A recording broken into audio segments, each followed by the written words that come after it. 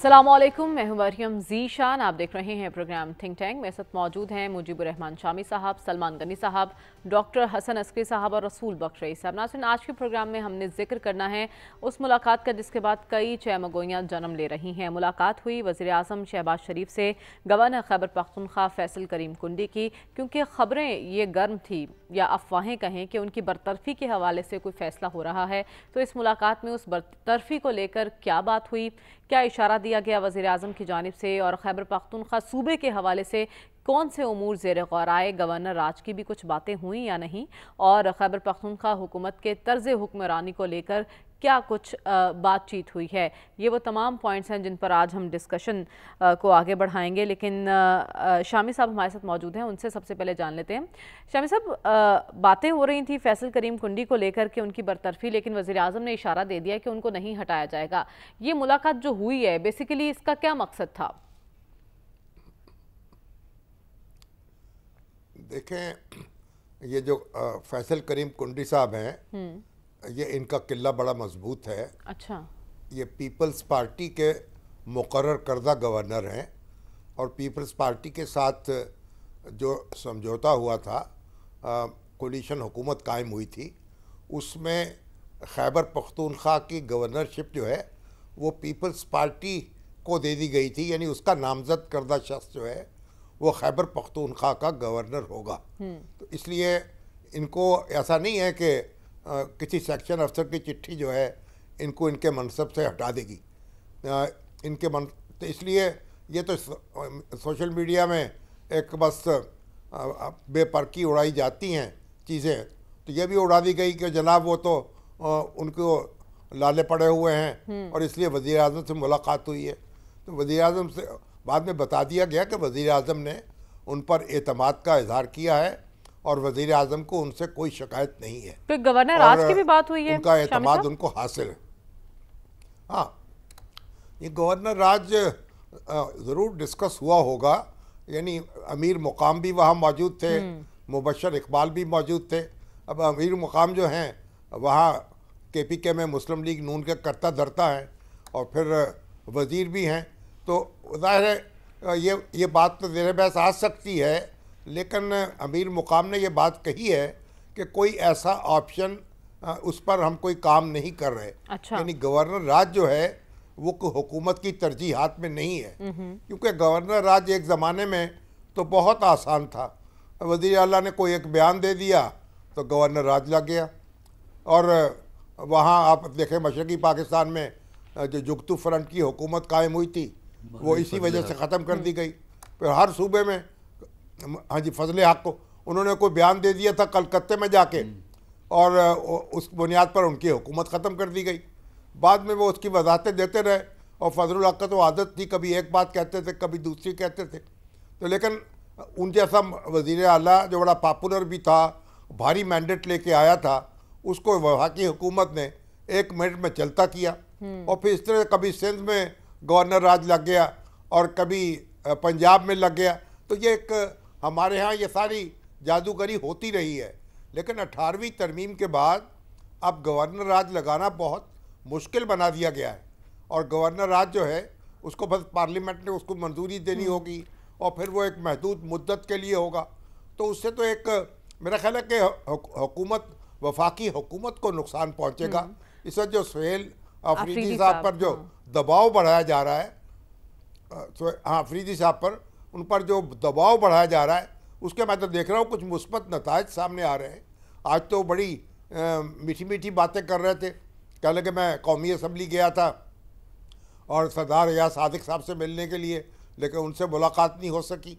तो ये भी एक बड़ी अजीब बात है। उन्होंने खत भी लिखा ना, मरियम नवाज साहिबा को खत भी लिखा है। मरियम नवाज साहब को खत भी लिखा है। तो इसका मतलब ये है कि वो भी अब कुछ न कुछ मामला जो है बातचीत की तरफ बढ़ाना चाहते हैं। अच्छा। और कुछ जो उनका दिमाग जो है उसमें गर्मी थी, उसमें कुछ एतदाल पैदा हो रहा है। तो मैं और फिर उनके नोटिस भी जारी हो रहे हैं, इलेक्शन कमीशन के सामने भी उनको पेश होना है। तो मेरा ख्याल है कि اب وہ کہہ بھی رہے ہیں کہ میں تو ایک جمہوری آدمی ہوں جی جی اور جمہوریت بات پہ چیت یقین پر رکھتا یقین رکھتا ہوں ہوں اور دہشت گردی کی بھی بڑی شدید بلکہ وہ اپنے لیڈر مذمت کے کی بارے ہے میں بھی انہوں نے۔ کہہ رہے ہیں تو کہ میرا خیال ہے کہ ہمارے لیڈر بھی مذاکرات پر یقین رکھتے ہیں، اس کو کیا اشارہ سمجھا جائے؟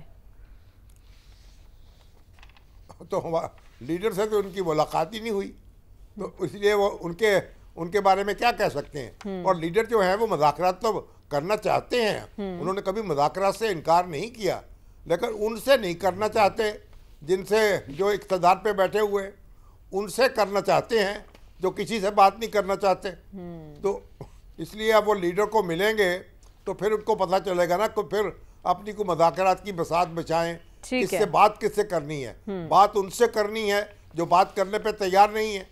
تو اس لیے میرا خیال ہے کہ تھوڑا سیاسی دباؤ ان کے اوپر مزید اس میں بڑھایا جائے تو سہیل افریدی صاحب جو ہیں تھوڑا سا محتاط بھی ہو جائیں گے۔ ٹھیک ہے، تو آپ کہہ رہے ہیں کہ وفاق تو گورنر راج میں انٹرسٹڈ نہیں ہے کیونکہ 18ویں ترمیم کے بعد یہ بہت مشکل عمل ہو چکا ہے، تو جو اسٹریٹجی اس وقت اپنائی جا رہی ہے وہ درست ہے اور اس سے آپ کو وزیر اعلیٰ خیبر پختونخوا کے رویے میں مثبت تبدیلی بھی نظر آئی ہے۔ سلمان صاحب، اس ملاقات کا احوال میں آپ سے جاننا چاہتی ہوں کیونکہ آج آپ کی بھی ایک اہم ملاقات ہوئی ہے وزیر اعظم شہباز شریف سے، کیا بتایا انہوں نے اس ملاقات میں؟ کنڈی صاحب کے ساتھ کیا راز و نیاز ہوئے؟ دیکھیں، جہاں تک پرائم منسٹر صاحب کی بات ہے، میری ان سے اس ایشو پہ تو بات نہیں ہوئی، میرے اس سے بھی بڑے ایشو ہیں پاکستان کے اندر، افغانستان کی صورتحال ہے، دہشت گردی کا عمل ہے، 28ویں آئینی ترمیم ہے۔ لیکن صوبہ خیبر پختونخوا تو سب سے زیادہ متاثر ہے دہشت گردی سے۔ دیکھیں، بات یہ کہ آپ کا جو کویسچن ہے کہ پختونخوا بڑا حساس ہے اور پختونخوا کے اندر دہشت گردی کے رجحانات اور دہشت گردی کے عمل کے خلاف ایک آپریشن چل رہا ہے، اور اس ملاقات میں جہاں گورنر تھے، امیر مقام تھے، اختیار ولی تھے، مبشر اقبال تھے، اس کا مطلب صورتحال کی صورتحال وہاں پر ڈسکس ہوئی ہے۔ لیکن جہاں تک کہ سہیل افریدی صاحب کی بات ہے کہ جب سہیل افریدی صاحب نے حلف اٹھایا تھا تو وہ عشق عمران میں سرشار تھے، وہ بھی چڑھ دوڑنے کی بات کر رہے تھے، اور یہ جو ذمہ داریوں کا عمل ہو، مجھے تو لگ رہا ابھی بھی ہے نہیں، میں آپ سے ایگری کرتا ہوں، میں تو وہ جو دیکھیں پولیٹیکل لوگ جو ہوتے ہیں وہ اپنی اسٹریٹجی نہیں بتاتے، اس وقت تو وہ مذاکرات کی، اور مذاکرات جیسے شامی صاحب نے کہا ہے نا کہ ان کے لیڈر وہ مذاکرات سیاسی لوگوں سے نہیں کرنا چاہتے، وہ سمجھتے ہیں کہ وہ تو سمجھتے ہیں کہ رستہ وہیں سے نکلے گا جہاں سے نکل کے وہ مسند اقتدار پہ پہنچے تھے۔ اب انہیں یہ نہیں پتا کہ پلوں کے نیچے سے پانی بہت زیادہ بہہ چکا ہے۔ اور ہاں، آج پرائم منسٹر صاحب نے یہ بات ضرور کہی، میں نے جب 18th امینڈمنٹ کا پوچھا تو انہوں نے اس کی تائید تو نہیں کی، لیکن انہوں نے کہا کہ یہ بڑے ایشوز پہ ہم اتفاق رائے سے بات کریں گے اور ڈائیلاگ کا عمل، انہوں نے کہا جو ڈائیلاگ سے کٹ جاتا ہے نا پھر وہ کٹ جاتا ہے۔ انہوں نے نام نہیں لیا، لیکن یہ بات درست ہے کہ پولیٹیکل فورسز کبھی بھی ڈائیلاگ سے کٹتی نہیں ہیں، اور عمران خان صاحب کی سیاست کا المیہ یہ ہے کہ وہ سیاسی قوتوں سے مذاکرات نہیں کرنا چاہتے، اور جن سے کرنا چاہتے ہیں ان کا خیال تھا کہ ان پہ وہ پریشر ڈالیں گے اور وہ سرنڈر کر جائیں گی، کبھی ریاست جو ہے وہ سرنڈر نہیں کرتی، اور وہ آئین اور قانون سے بالاتر رہا ہے۔ لیکن میں سہیل افریدی کی بات ضرور کروں گا، چونکہ میں آپ کے پروگرام میں مسلسل ایک بات کہتا آیا ہوں، جی نومبر کے آخری ہفتے کی۔ دیکھیں، سہیل افریدی صاحب جب صوبے کی ذمہ داری آئی ہے وہ بڑی بھاگ دوڑ کرتے نظر آ رہے ہیں، وہ راتوں کو اپنا ہوٹلوں میں بھی جاتے ہیں، لوگوں سے بھی ملتے ہیں، قبائلی علاقوں میں بھی گئے ہیں، مذاکرات کی بات بھی کر رہے ہیں۔ ایک بات میں 100% یقین سے کہتا ہوں کہ وہ علی امین گنڈا پور نہیں بنیں گے، انہیں پہلے مرحلے میں اپنے قائد کی عدالت میں سرخرو ہونا ہے، اور ہو سکتا ہے آنے والے دنوں کے اندر وہ کوئی 3 دن دیں اور بڑے مطالبات کریں کہ میں 3 دن دیتا ہوں، یہ مطالبات ہوں گے، وہ ایک دفعہ کوشش ضرور کریں گے۔ میرا خیال تھا کہ وہ 26 نومبر کے بعد، لیکن شامی صاحب کو تو لگ رہا ہے کہ جو سیاسی پریشر بلڈ کیا جا رہا ہے وہ کارگر دکھائی دے رہا ہے، مثبت تبدیلی آئی ہے ان کے رویے میں۔ آپ اب بھی قائم ہیں کہ وہ کچھ کرنا چاہ رہے ہیں نومبر میں؟ میں اپنی اس بات، میری ایک عادت ہے کہ میں اس سے بڑا اس معاملے میں متاثر تھا کہ وہ ایک ایسے بندے کو لے کے آئے ہیں جس کے پاس گوانے کے لیے کچھ نہیں، اور یہ 40-45 نوجوان جو پختونخوا کی اسمبلی میں ہے نا، یہ سرخرو ہونا، یہ وہاں کے صوبے کے عوام کے سامنے سرخرو نہیں ہونا چاہتے، یہ لیڈرشپ کے سامنے سرخرو ہونا چاہتے ہیں۔ اور بات یہ کہ اگر نومبر کے اینڈ میں نہیں تو اگلے کچھ دنوں میں آپ دیکھیں گے کہ وہ ایک اعلان کریں گے جی کہ ہم وفاق کو یہ ہمارے مطالبات ہے 3 دن دیتے ہیں, کچھ نہ کچھ وہ کریں گے ضرور. اس میں وفاق کوئی ایکشن لے سکتا ہے, گورنر راج لگا دیکھیں گورنر راج کو پہلے تو ہم یہ, جیسے ابھی شامی صاحب نے تو آپ کو سارا بتا دیا, گورنر راج ایک آئینی آپشن ہے, وہ مشکل ضرور ہے اگر لگانا چاہے. پچھلے دنوں ڈاکٹر صاحب نے بھی وضاحت کر دی تھی, وفاق کے پاس سے بہت سارے ٹیکٹس ہوتے ہیں, لیکن میں آپ کو ایک بات کہہ سکتا ہوں کہ اس وقت جو وفاقی حکومت اور خاص طور پہ پرائم منسٹر شہباز شریف وہ کوئی ایسا اقدام نہیں کرنا چاہتے, اس لیے کہ ماضی کی تاریخ میں ہم نے دیکھا ہے کہ پنجاب میں لگایا تھا پیپلز پارٹی نے, کیا ہوا تھا, واپس لینا پڑا تھا. تو بات یہ کہ یہ جو گورنر راج کا اقدام ہے یہ ایک حتمی اقدام تو ہو سکتا ہے, لیکن میرا نہیں خیال کہ ابھی صورتحال وہاں پر پہنچی ہے. البتہ اگر کوئی چڑھائی والی بات ہوئی نا, چونکہ یہ آج کی صورتحال کے اندر پاکستان کے حالات میں ایک تو گورنمنٹ کو کوئی بڑا چیلنج درپیش نہیں ہے, اور اس وقت سہیل افریدی صاحب سے جو ہمارے دوست مل کے آئے ہیں کل, وہ ابھی بھی یہی بات کہہ رہے ہیں کہ وہ اپنی تیاریوں میں, اور میرے پاس بھی اس طرح کی انفارمیشن ہے کہ وہ اپنی تیاریاں جاری رکھے ہوئے ہیں اور وہ یہ کام ضرور کریں گے. یہ کچھ 2-4-10 دن لیٹ ہو سکتا ہے, اس لیے کہ ان کی پارٹی کا جو پہچان ہے وہ احتجاج اور مزاحمت ہے, یا تو پھر وہاں پر ڈیلیور کریں. دیکھیں مریم نواز صاحبہ کی ایک میں چیز نوٹ کر رہا ہوں کہ وہ سیاسی بیان نہیں دے رہی, وہ یہ کہہ رہی ہیں جی کہ میں یہ کروں گی, یہ مختلف ڈپارٹمنٹس کے اندر اصلاحات کر رہی ہیں, وہ اپنی حکومت کی کارکردگی بڑھانے کی کوشش کر رہی ہیں, جماعت کے حوالے سے وہ زیادہ ترجیح نہیں دے رہی. تو سہیل افریدی صاحب کو آپ انڈر ایسٹیمیٹ نہ کریں. لیکن آپ مزاحمت کی بات کر رہے ہیں, ایسی ایک ملک گیر تحریک کی بات اچکزئی صاحب نے بھی کی تھی, لیکن اب خبریں آ رہی ہیں کہ جو اپوزیشن اتحاد کی سربراہی ہے وہ شاید مولانا کو سونپی جائے گی. کیا ایسا پاسبل ہے؟ میں نے بہت پہلے ایک دفعہ ایک بات کہی تھی کہ مولانا ایک تو گلی مٹی پہ پاؤں نہیں رکھتے, اور وہ اپنی اہمیت اور حیثیت قائم رکھتے ہیں کہ اگر انہیں میکسیمم اپوزیشن کے پاس جانا پڑا نا تو وہ اپوزیشن لیڈر بنیں گے. لیکن یہ جو اچکزئی صاحب ہیں نا, بڑے قابل احترام ہیں, بزرگ ہیں. میں آپ کو پورے یقین سے ایک بات کہتا ہوں کہ پی ٹی آئی کے اراکین اسمبلی کی تائید بھی انہیں حاصل نہیں ہے. مجھے بتائیں, میں آپ سے پوچھتا ہوں, وہ جو ہم پروگرام کر رہے تھے کہ انہوں نے ملک گیر کال دے دی احتجاج کی, کہیں نظر آئی آپ کو؟ بات یہ کہ سہیل افریدی کی بات, چھوٹے موٹے شہروں میں وہ نکلے تو ہیں اور کچھ گرفتاریاں بھی عمل میں لائی گئی ہیں, ایسا رپورٹ ہوا ہے اخباروں میں. دیکھیں بات یہ کہ اچکزئی صاحب کی قیادت میں کوئی بڑی تحریک نہیں بن سکتی. اگر کوئی تحریک یا مزاحمت ہوگی تو وہ پختونخوا سے ہوگی, اس لیے کہ پختونخوا کے اندر ان کی حکومت ہے اور حکومت کے بڑے فائدے ہوتے ہیں. ماضی کے اندر انہوں نے حکومتی وسائل استعمال کیے ہیں, اس حوالے سے بھی وہ جو پشاور ہائی کورٹ کا ایک فیصلہ آ گیا بڑا امپورٹنٹ ہے. لہٰذا میں سہیل افریدی کو انڈر ایسٹیمیٹ نہیں کرتا. وہ ایک نوجوان لیڈرشپ ہے, وہ نوجوان جو ہوتے ہیں وہ کر گزرنے کی رکھتے ہیں, تو لہٰذا سہیل افریدی آنے والے وقت کے اندر ایک دفعہ چڑھائی ضرور کریں گے. اب میں یہ نہیں کہہ سکتا کہ وہ اسلام آباد ہوگا یا اسلام آباد کا قریبی مقام ہوگا. ہاں, لیکن آپ ابھی بھی اپنی خبر پر قائم ہیں کہ سہیل افریدی صاحب کچھ کرنا چاہ رہے ہیں اور اس کی تیاری میں ہیں. ڈاکٹر صاحب, آپ کی نظر میں ایک تو خیبر پختونخوا حکومت کا طرز عمل, پھر وزیر اعظم سے گورنر کی ملاقات, یہ سب چل کیا رہا ہے؟ کیا کوئی کھچڑی پک رہی ہے؟ دیکھیں ہمارے ہاں پتہ نہیں سیاست کس انداز سے چلائی جاتی ہے. جو ملک کو مسائل ہیں ان سے ان کا کوئی تعلق نہیں ہوتا. گورنر کو رکھنا ہے رکھیں, نہ رکھیں, اس سے کے پی کے مسئلے حل ہو جائیں گے. اول تو گورنر کو صحیح کہا ہے کہ گورنر کو ہٹانا اتنا آسان نہیں ہے, کیونکہ فیصلہ یہ ہوا تھا کہ 2 گورنرشپ ملیں گی اس کو پی پی کو, جو مل گئی پنجاب کی اور اس کی کے پی کی, اور 2 ملنی تھی مسلم لیگ کو, لیکن سندھ کی مسلم لیگ والوں نے ایم کیو ایم کو دے دی. تو اگر وہ چاہیں تو وہ سندھ کی گورنرشپ لے سکتے ہیں, کیونکہ اوریجنل انڈرسٹینڈنگ یہی تھی. صاحب سندھ کی مسلم لیگ نے نہیں, اسلام آباد والی مسلم لیگ نے ایم کیو ایم کو دے دی. سندھ والے تو بیچارے نہیں, سندھ فیصلہ سینٹر میں ہوتا ہے. اس قسم کی چیزیں سینٹرل لیڈرشپ کرتی ہے, پروونشل لیڈرشپ کی تو اوقات ہی کچھ نہیں ہوتی. اور سندھ میں تو خاص کر جن کو بنایا ہے وہ تو retired bureaucrat police back ground کے. بشیر میمن صاحب وہ بیچارے انتظار میں ہی ٹیلی فون کال کے. نہیں, وہ کوئی ان کا کوئی چانس فی الحال کوئی نظر نہیں آتا ہمیں. دیکھیں تو اس میں یہ ہے کہ گورنر راج لگانے لگا لیں, فرق کوئی نہیں پڑتا. اس لیے کہ جو آپ کے ایشوز ہیں اگر ان کو آپ نے ایڈریس کرنا ہے تو آپ کی اپروچ موجودہ اپروچ سے ڈیفرنٹ ہے. اگر آپ گورنر راج وہاں لگا بھی دیتے ہیں تو فیڈرل گورنمنٹ کیا کر لے گی؟ 2 مہینے کے لیے لگا دے گی, پھر بھی واپس جانا پڑے گا, شرمندہ ہونا پڑے گا ان کو. یا تو یہ ہو نا کہ گورنمنٹ جو ہے وہاں کی اتنی ان پاپولر ہو, تب تو ٹھیک سمجھ میں آتی ہے بات.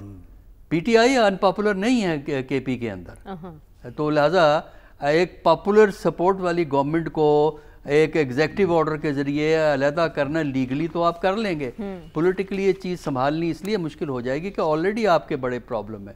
پاکستان میں اس وقت پولیٹیکل ریکنسیلیشن کی ضرورت ہے، کانفلکٹ کو بڑھانے کی ضرورت نہیں ہے۔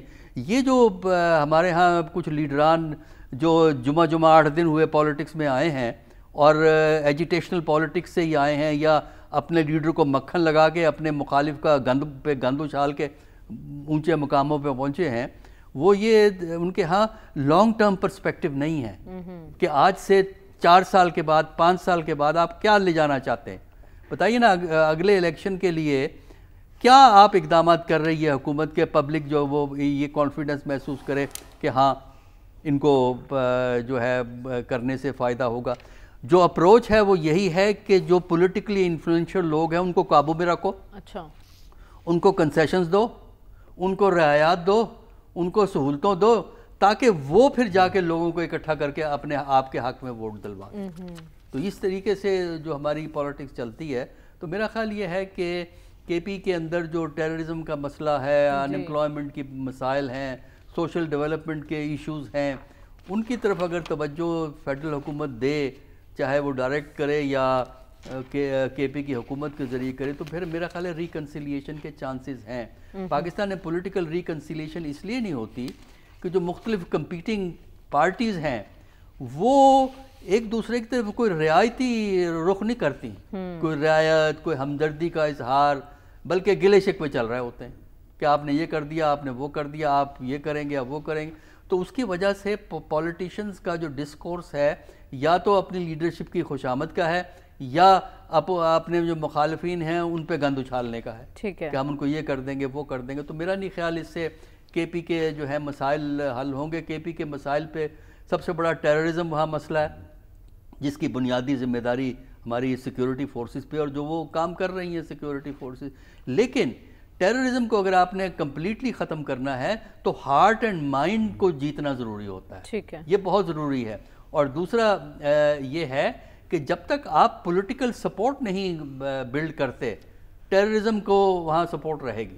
ٹھیک ہے، اور پاکستان میں اگرچہ ٹھیک ہے افغانستان سے آ رہے ہیں یہ لوگ، لیکن پاکستان میں لوکل سپورٹ ان کے لیے موجود ہے، سہولت کاری یہاں موجود ہے۔ ٹھیک ہے، سہولت کاری کو اگر آپ نے ختم کرنا ہے تو وہ ایگزیکٹو آرڈر سے نہیں ہوگی، ٹھیک ہے، نہ ہی ملٹری ایکشن سے ہوگی، وہ پولیٹیکل موبلائزیشن سے ہوگی، پولیٹیکل اینڈ سوسائٹی کی فورسز سے ہوگی۔ آپ کو ان مسائل کو ایڈریس کرنا ہے جو ٹرائبل ایریا کے لوگ باتیں کرتے ہیں یا کے پی کے کچھ ڈسٹرکٹس کے لوگ لیکن باتیں وفاق کرتے کی ہیں۔ اس پر حکمت عملی کیا ہے اور کون کون سے آپشنز زیر غور ہیں، اسی بارے میں ہم بات کر رہے ہیں۔ رسول بخش صاحب، اس دوران ہم دیکھ رہے ہیں کہ آپ کے نیشنل ہیرو کا بھی ایک دفعہ پھر ذکر ہو رہا ہے، مولانا فضل الرحمان کا، اور کہا جا رہا ہے شاید اپوزیشن اتحاد کا سربراہ انہیں بنایا جائے، آلدو اس کی تردید کی ہے بیرسٹر گوہر نے، لیکن ایسی باتیں کیوں ہو رہی ہیں اور کیا مولانا ایکسیپٹ کریں گے ایسے کسی آفر کو؟ دیکھیں، مولانا صاحب تو غالباً ایکسیپٹ کر لیں، کیونکہ ماضی میں بھی انہوں نے قومی ذمہ داری اور قومی مفاد کے تقاضوں کو سامنے رکھتے ہوئے پی ڈی ایم کی اس سربراہی قسم لی کی تھی، تحریکوں کو لیڈ کیا ہے اور ہمیشہ وہ متحرک رہے ہیں، کیونکہ وہ چاہتے ہیں کہ پاکستان میں آئین، قانون اور انصاف کی حکمرانی ہو اور جمہوریت حقیقی معنوں میں پاکستان میں نافذ ہو۔ تو ظاہر ہے کہ وہ ایک مزاحمت کا جھنڈا پھر سے شاید اٹھا لیں، اور ایسے میں جب وہ زخم خوردہ ہیں 27ویں ترمیم کو لے کر، پھر 28ویں ترمیم کی باتیں بھی ہو رہی ہیں، تو ممکنات میں سے تو ہے یہ۔ جی بالکل ہے، اس لیے کہ جو پچھلے ہفتے یا اس سے پہلے ترمیم ہوئی ہے آئین میں، اس میں تو بیچارے ہمارے مولانا صاحب کو تو کسی نے پوچھا تک نہیں، بلکہ انہوں نے خود جا کے حاضری دی درباری صاحب کی، زرداری صاحب کے دربار میں۔ تو میرے خیال میں کہ وہ چاہتے ہیں کہ وہ ان کو کوئی اس قسم کی تحریک کا حصہ بننا چاہیے، لیکن ابھی اس کے بارے میں کچھ نہیں کہہ سکتے۔ لیکن بات یہ نہیں ہے، بات اصل یہ ہے کہ سیاسی اختلافات ہوتے ہیں اور کہاں نہیں ہوتے ہیں۔ میں ایک آج کی مثال آپ کو دیتا ہوں، کل کی بنیادی طور پر جو آج کے اخباروں میں آئی ہے کہ زوران ممدانی اور ڈونلڈ ٹرمپ کے درمیان نیو یارک کے الیکشنز کے موقع پہ اور 6 مہینے تک یہ جون سے لے کے اب تک یا اس سے پہلے تک جو باتیں ہوتی رہی ہیں وہ بندے حیران ہیں کہ کس طریقے سے ممدانی صاحب نیو یارک سے وہاں واشنگٹن ڈی سی گئے اور اوول آفس میں جو تصویریں آ رہی ہیں، جو باتیں ہو رہی ہیں، آج 3-4 آرٹیکل ہیں نیو یارک ٹائمز میں، دنیا کے اخباروں میں، کہ جو اس کا تجزیہ کر رہے ہیں کہ ہم نے بات کیا ہوئی کہ ہم نے نیو یارک کے لیے، امریکہ کے لیے، لوگوں کے لیے مل کے کام کرنا ہے. یہاں ہم ایک دوسرے کی جڑیں کاٹنے کی کوشش کر رہے ہیں کہ آج کل یہ جو 3-4 لوگ گئے تھے جن کے پاس کیا کتنی عوامی حمایت ہے، اختیار ولی خان صاحب کو، امیر مقام صاحب کو، کنڈی صاحب کو، اور جو دیگر ان کے ساتھ وہاں پہ گئے، کتنا عوامی حمایت ان کو حاصل ہے. کیا باتیں کر رہے ہیں وہ کہ کسی طریقے سے خیبر پختونخوا کو ڈسٹیبلائز کیا جائے. وہ پہلے سے ڈسٹیبلائز ہے، پہلے سے لوگ وہاں پہ کشمکش کا شکار ہیں. جب آپ گورنر راج کی باتیں کرتے ہیں تو کبھی سوچ لیں کہ ارلی 1970s میں جب بھٹو صاحب کی حکومت آئی تھی تو بلوچستان میں بھی یہی کچھ ہوا تھا. اس کا نتیجہ کیا نکلا تھا؟ یہی تھا کہ لوگوں نے ہتھیار اٹھا لیے تھے اور 6-7 سال تک، جب تک کہ بھٹو صاحب کی حکومت رہی، وہ ہماری فوجیں وہاں پہ لڑتی رہیں. تو اس وقت پہلے سے ہی ہم ایک حالت جنگ میں ہیں بارڈر ایریاز میں، اور اگر آپ اس میں خیبر پختونخوا میں حکومت کو ہٹاتے ہیں، کسی بھی طریقے سے ہٹانے کی کوشش کریں، تو اس کے کیا نتائج نکلیں گے؟ ہمدردیاں کس کے ساتھ ہوں گی، کس کے ساتھ ہوں گی؟ تو اس لیے کوئی پاکستان کا سوچے، کوئی عوام کا سوچے. ہم جس قسم کی سیاست کے بارے میں پاکستان میں سنتے ہیں، بات کرتے ہیں، سوچتے ہیں، ہر روزانہ بیانات آتے ہیں، یہ وہی لوگ ہیں جو بار بار آزمائے گئے ہیں، جو بار بار آتے رہے ہیں، اور ہم نے ان سے امیدیں وابستہ کی ہوئی ہیں. سہیل افریدی صاحب ایک نوجوان طبقے کے نمائندہ ہیں، اور یہ دیکھیں یہ معمولی بات نہیں ہے کہ آپ زہران ممدانی صاحب کو دیکھیں نیو یارک میں جس طریقے سے وہ رائز ہوئے ہیں، کہ جمہوری پروسیس سے رائز ہوئے ہیں، اور ان کو کون لے آیا ہے کہ یہ بھی تو عوام کی حمایت سے آئے ہیں، اور پہلی دفعہ آئے ہیں. یہ کوئی کسی موروثی خاندان سے ان کا کوئی تعلق نہیں ہے، کبھی ان کا کوئی باپ دادا سیاست میں نہیں رہا. ایسے لوگ اگر کسی طریقے سے جمہوری طریقے سے ووٹ کے ذریعے پاکستان میں آتے ہیں تو ہمیں تو اس کی حوصلہ افزائی کرنی چاہیے، کیونکہ یہ جو ہم بار بار ریسائیکل کر رہے ہیں اپنے موروثی رہنماؤں کو، ان کے پاس کچھ بھی نہیں ہے سوائے اپنی دولت چھپانے کے اور ایسے قوانین بنانے کے کہ ان کو ہمیشہ کے لیے کوئی کچھ نہ کہا جائے. کہ بھی میں امن و امان کی صورتحال اتنی آئیڈیل نہیں ہے، تو ایسی صورت میں کسی بھی سیاسی تبدیلی کی جو ہے صوبہ متحمل نہیں ہو سکتا. تو وفاق کو ایسے کسی بھی معاملے سے باز رہنا چاہیے. جو ملاقات ہوئی اس میں جو بھی ڈسکشن ہوئی وہ صوبے میں اسٹیبلٹی کے حوالے سے ہونی چاہیے تھی. پروگرام میں ہمیں آگے بڑھنا ہے، اور آگے بڑھتے ہوئے ہمیں بات کرنی ہے افغانستان کی کہ اس کا ٹلٹ مسلسل بھارت کی طرف ہے. اس کی وجہ جاننے کی کوشش کریں گے اور اس کے اثرات خطے پر کیا ہوں گے جانیں گے اس بریک کے بعد. اسٹے ود اس.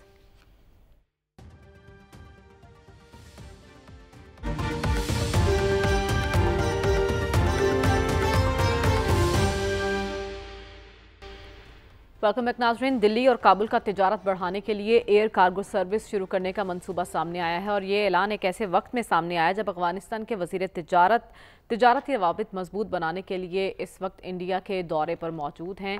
شامی صاحب، ایسے جس انداز میں ان کی قربتیں بڑھ رہی ہیں، اس کے خطے پر اثرات کیا ہوں گے؟ کیونکہ اس سے پہلے ہم نائب افغان وزیر اعظم کا بیان بھی سن چکے ہیں. انہوں نے اپنے صنعتکاروں اور تاجروں سے کہا تھا کہ وہ پاکستان کے بجائے متبادل تجارتی منڈیاں تلاش کریں، اور اس کے بعد یہ اقدام کیا سمجھا جائے اسے؟ دیکھیں، افغانستان اور انڈیا کے مراسم جو ہیں ان میں تو اضافہ ہو رہا ہے، بلکہ میں تو ایک رپورٹ دیکھ رہا تھا کہ افغانستان سے کوئی 14,000 طالب علم جو ہیں اس وقت انڈیا میں تعلیم حاصل کر رہے ہیں. اچھا. اور کوئی ایک محدود پیمانے پر فوجی افسروں کی ٹریننگ بھی وہاں ہو رہی ہے، اور اس کے ساتھ ہی ساتھ اب وہ تجارت کو فروغ دے رہے ہیں، اور اس کے سینٹرل ایشیا پر بھی ان کا فوکس ہے. ایران، ترکمانستان، تاجکستان، ازبکستان، ان سے بھی ان کی جو ایکسپورٹ ہے اس میں اضافہ ہو رہا ہے، اور سیمنٹ بھی جو ہے ان کو میں دیکھ رہا تھا کہ کافی بڑی مقدار میں ایران نے بھیجا ہے، یعنی ایران سے ایکسپورٹ ہوا ہے افغانستان کو. تو یہ اور بار بار دعویٰ بھی کیا جا رہا ہے افغان حکومت کی طرف سے کہ ہم نئے راستے تلاش کر رہے ہیں اور اپنی معیشت جو ہے اس کو ہم پاکستان پر یعنی وہ منحصر نہیں ہوگی. لیکن سب کے باوجود جو پاکستان کے راستے جو اس کو سہولتیں مل سکتی ہیں، جو تجارت آسانی اس میں ہو سکتی ہے، وہ ظاہر ہے کہ نہ تو چابہار کے راستے سے وہ آسانی ہوگی اور نہ کوئی دوسرے ملکوں کے ساتھ وہ تجارت کے وہ فائدے حاصل کر سکیں گے. مگر اب پاکستان تو چاہتا یہ ہے کہ افغانستان اپنی ذمہ داری کا احساس کرے، وہ جو دہشت گرد ہیں ان کو روکے اور پاکستان کو سکون سے رہنے دے. ہمارا تو کوئی ان سے کوئی ہم کوئی نہ جارحانہ لیکن ان اقدامات سے ایسا محسوس ہو رہا ہے کہ افغانستان اپنی ذمہ داری کا احساس کرنے کو تیار نہیں. اس ساری سچویشن سے بھارت فائدہ اٹھا رہا ہے، تو اس کے خطے پر اثرات کیا ہوں گے؟ اس کے خطے پہ اثرات تو منفی ہوں گے، اور ظاہر ہے کہ اگر ایک ٹینشن بڑھے گی تو اس سے پورا خطہ متاثر ہوگا. تو ہمیں ایران جو ہے، ایران کی طرف سے بھی پیشکش کی گئی کہ ہم افغانستان اور پاکستان کے درمیان معاملات کو بہتر کر سکتے ہیں، اور ترکیہ اور قطر جو ہیں وہ تو ابھی تھوڑا سی ان کو ذرا یعنی سرگرمی میں کمی آ گئی ہے. روس نے بھی ایسی بات کی. پاکستان جو ہے اپنے طور پر یعنی پاکستان کو چاہیے کہ سفارتی ذرائع بھرپور طریقے سے استعمال کرنے چاہیے اور دباؤ بڑھانا چاہیے طالبان کی حکومت پر کہ وہ اپنا ذمہ داریوں کا احساس کرے، اور ان کے جو معاشی مفادات ہیں ہم ان کو خطرے میں نہیں ڈالنا چاہتے، لیکن اپنی قربانی تو نہیں دے سکتے، اپنے شہریوں کو یعنی قربانی کا بکرا تو نہیں بنانے کی اجازت دے سکتے. اب جس طریقے سے مگر آپ دیکھیے ایک اچھی بات یہ ہے کہ ہمارے ہاں ہماری جو قانون نافذ کرنے والے ادارے ہیں ان کے درمیان کوارڈینیشن میں اضافہ ہوا ہے، اور گزشتہ دنوں جو کارروائیاں ہوئی ہیں معلوم ہوتا ہے کہ انٹیلیجنس بیسڈ جو آپریشنز ہیں وہ بہت مؤثر ثابت ہوئے ہیں. ان آپریشنز پر بھی ہمیں بات کرنی ہے، لیکن فی الحال دفتر خارجہ نے بھی واضح طور پر کہہ دیا کہ دہشت گردوں کی معاونت ختم نہ کرنے تک افغانستان کے ساتھ تجارت بند رہے گی. تو اب وہ متبادل راستے تلاش کر رہے ہیں اور انڈیا سے قریب تر ہوتے جا رہے ہیں. سلمان صاحب، آپ نے کہا کہ آج جو وزیر اعظم سے آپ کی ملاقات ہوئی اس میں ملک کے اور بہت اہم مسائل تھے جن پر گفتگو کی گئی. تو افغانستان کے ساتھ ہمارے تعلقات ابھی کیسے ہونے چاہیے، اس وقت کیسے چل رہے ہیں، یہ ایک بڑا مسئلہ ہے. مستقبل میں کیسے ہوں گے، اس پر کیا بات ہوئی؟ جہاں تک آپ نے پرائم منسٹر صاحب کی بات کی ہے تو وہ کوئی اس طرح کا بیان نہیں انہوں نے دیا جس طرح کہ خواجہ آصف صاحب دے رہے ہیں. جی پرائم منسٹر صاحب کا کہنا تھا کہ دانش مندی کا تقاضا تو یہ ہے کہ دوست اور دشمن کی پہچان کی جائے انہوں نے افغانستان کا.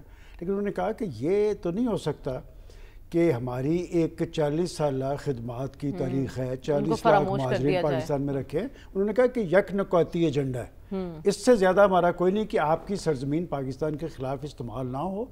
اور آخر کیا وجہ ہے کہ ٹی ٹی پی آپ کی کمزوری کیوں ہے؟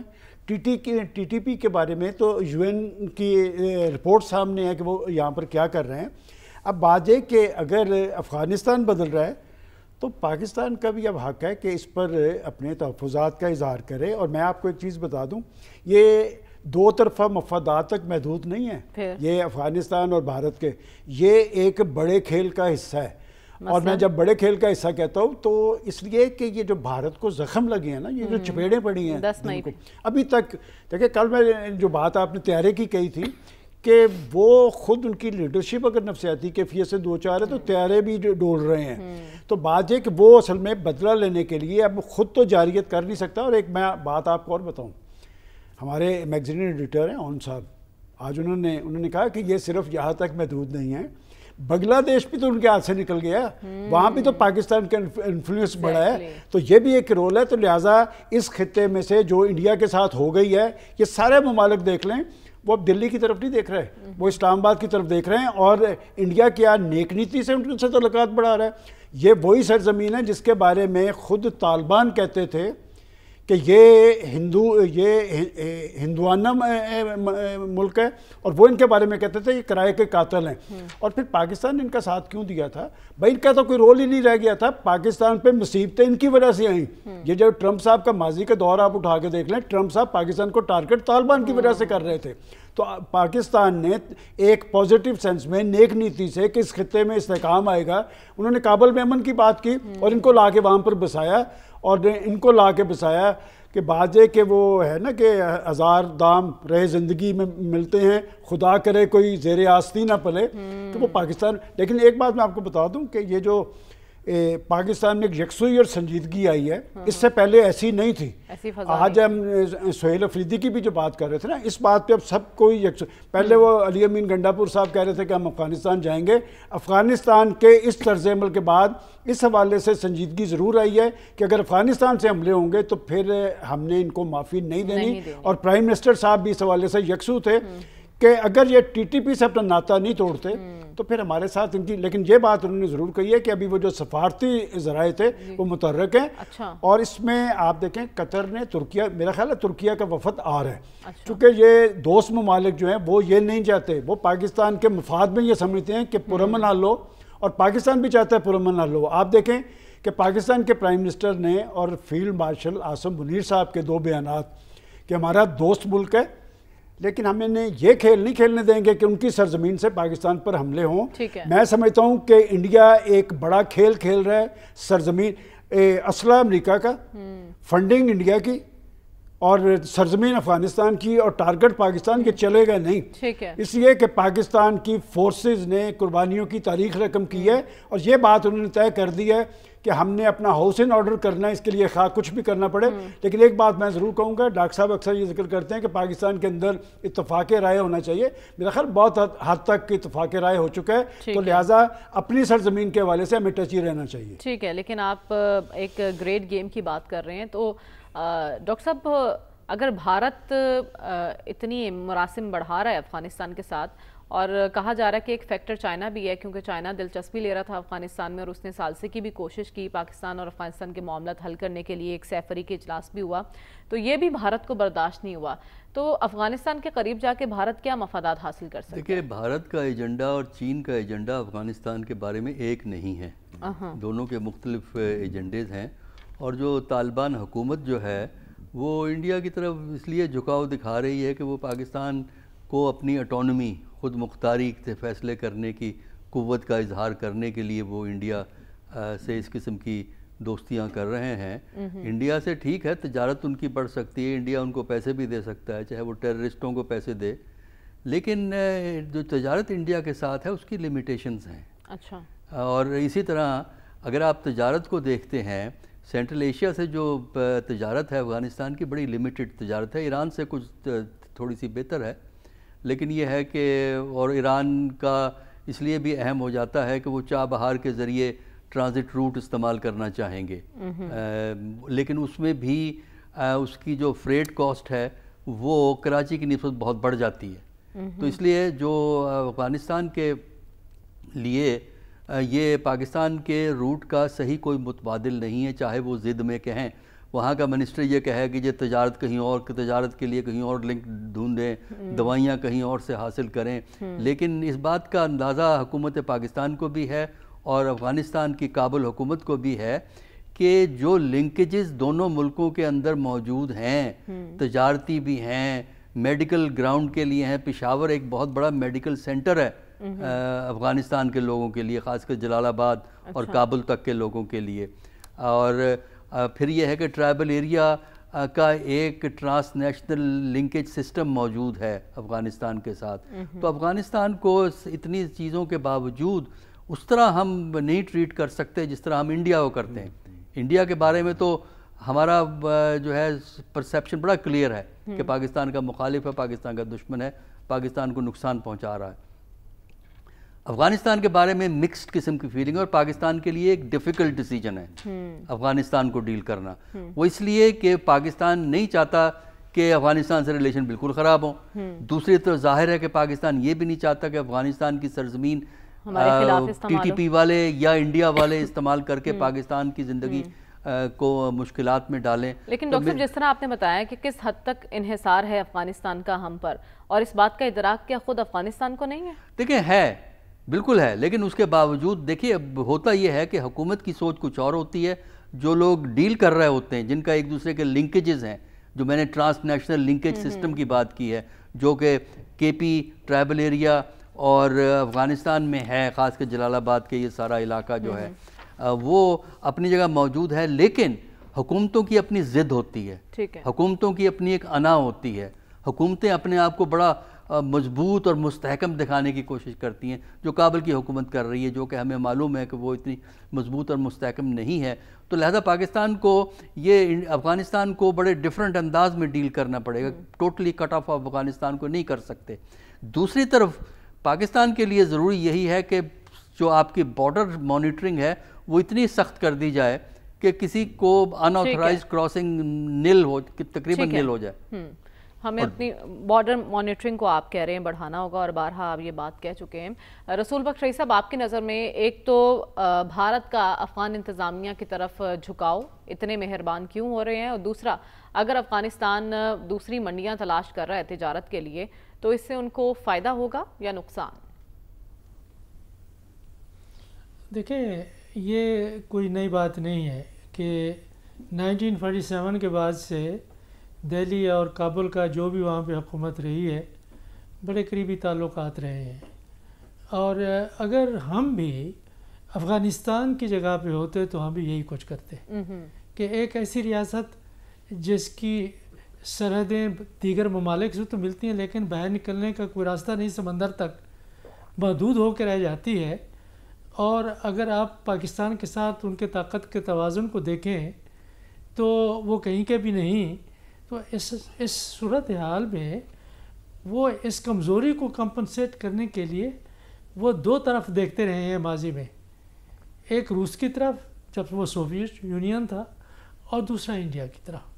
یہ ان کی ایک اسٹریٹجک مجبوری سمجھ لیں. اچھا، کہ یہ ان کی جو ایک ڈپینڈنسی کی صورتحال ہے کہ باہر کے کچھ ملکوں سے جب تک کہ بڑی تعداد میں امداد نہیں آئے گی وہ آگے نہیں چل سکتے. یہ بہت کچھ اس کے بارے میں لکھا جا چکا ہے کہ یہ رینٹیئر اسٹیٹ کا ایک بہت ہی اعلیٰ نمونہ ہے کہ جو ایک لحاظ سے ٹھیکیداری نظام کے تحت چلتی ہے کہ ہم کچھ آپ کے لیے کرنے کے لیے تیار ہیں لیکن ہمیں کچھ آپ کو ادا کرنا چاہیے. کہ روس کے ساتھ دیکھیں جو کچھ ان کے تعلقات تھے، پھر ایک دھڑے نے اسی قسم کے تعلقات امریکہ کے ساتھ بنائے اور وہاں پہ طالبان مزاحمت کرتے رہے، ہم ان کے ساتھ رہے.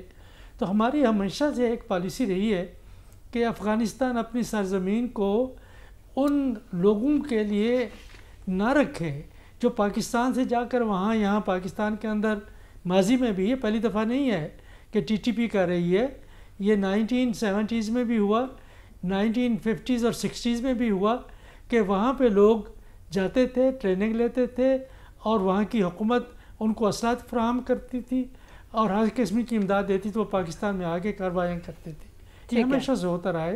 تو اس لیے اس وقت ہم نے اگر یہ پکا ارادہ کر لیا ہے کہ یہ جو اس وقت جس دہشت گردی کی لہر کا ہم سامنا کر رہے ہیں وہ افغانستان کو لازمی طور پر اپنے علاقوں سے ان کو نکالنا چاہیے، کہ ان کو لگام دینی چاہیے، تو اس کے اوپر رہنا چاہیے. لیکن ساتھ ساتھ یہ ہے کہ تمام دروازے بند نہ کریں، اس سے ہمیں نقصان ہوگا آخر میں. ٹھیک ہے، آپ کہہ رہے ہیں ہم نے جو موقف اپنایا اس پر ثابت قدم رہیں اور اس کے ساتھ ساتھ سفارتی تعلقات کی بحالی پر بھی زور دیا جائے. ہمیں پروگرام میں آگے بڑھنا ہے اور بات کرنی ہے کے پی کے میں سیکیورٹی فورسز کے آپریشنز کی اور ان کی نتیجہ خیزی پر بات ہوگی. اس بریک کے بعد سٹے ود اس.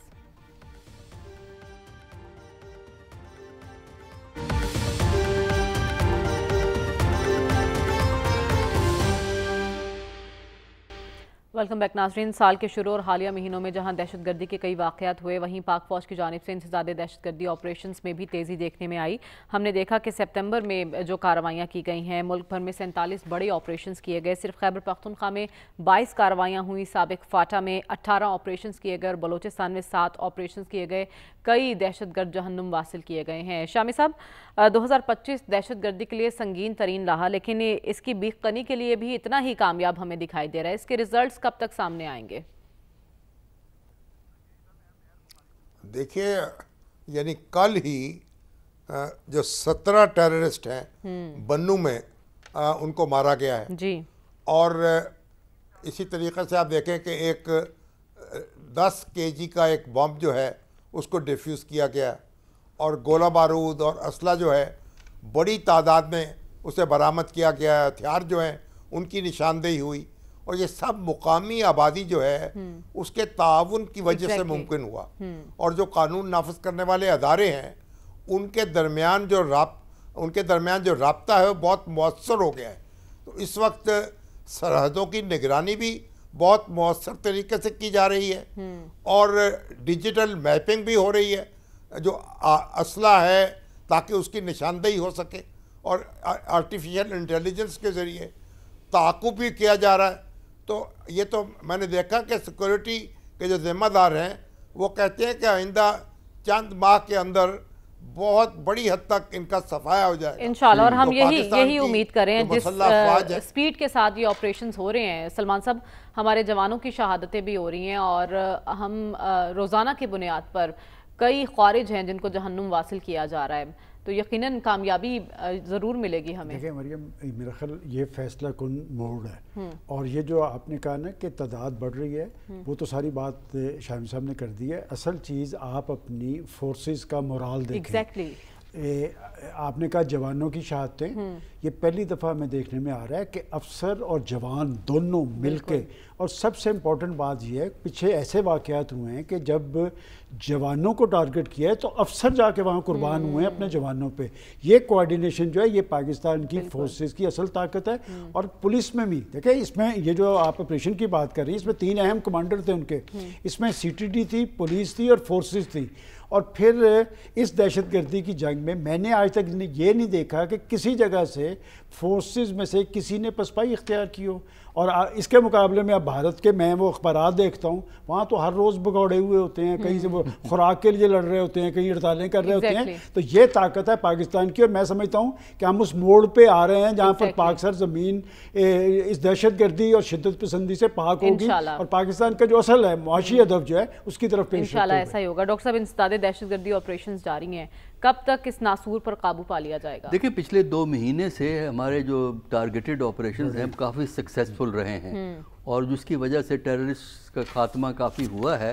اور اگر یہ پروسیس اسی طرح چلتا رہا جو کہ ہمارا خیال ہے کہ چلے گا کیونکہ جو سیکیورٹی فورسز ہیں, پیراملٹری فورسز ہیں, پولیس ہے KP کی وہ کافی ایفیکٹیولی KP میں اور بلوچستان والے بلوچستان میں کردار ادا کر رہے ہیں اور ہمیں لگتا یہ ہے کہ اس کے نتائج ہمیں اچھے ملیں گے دسمبر کے اینڈ تک. اور سب سے اچھی بات یہ ہے کہ مقامی لوگوں کی تعاون سے یہ سب کچھ ہو رہا ہے اور وہ بھرپور سپورٹ کر رہے ہیں. ہمارے پاس وقت کم ہے. رسول بخش رئیس صاحب یہ حکمت عملی ہماری درست ہے اور نتیجہ خیز ہوگی؟ انشاءاللہ بالکل ہوگی. اور دیکھیں کامیابیاں ہمیں ماضی میں بھی ہوئی ہیں. آج جہاں ہم کھڑے ہیں جہاں ہم نے ایک بہت سکون حاصل کیا ہے, امن حاصل کیا ہے سوات میں اور خیبر ایجنسی تمام علاقوں میں جو سرحدی علاقے ہیں یہ ایسے طرح اس کے لیے بڑی قربانیاں دی ہیں, بڑی جد و جہد کی ہے. تو کامیابیاں تو آپ کے سامنے ہیں. کبھی ایسا ہو ہی نہیں سکتا. یہ قربانیاں رنگ ضرور لائیں گے اور ہم بڑی حد تک کامیابیاں سمیٹ رہے ہیں اور انشاءاللہ ایک وقت وہ بھی آئے گا کہ ہماری سرزمین دہشت گردی کے ناسور سے مکمل طور پر پاک ہو جائے گی. پروگرام کا وقت ختم ہو جاتا ہے, ہمیں اجازت دیجیے. اللہ حافظ.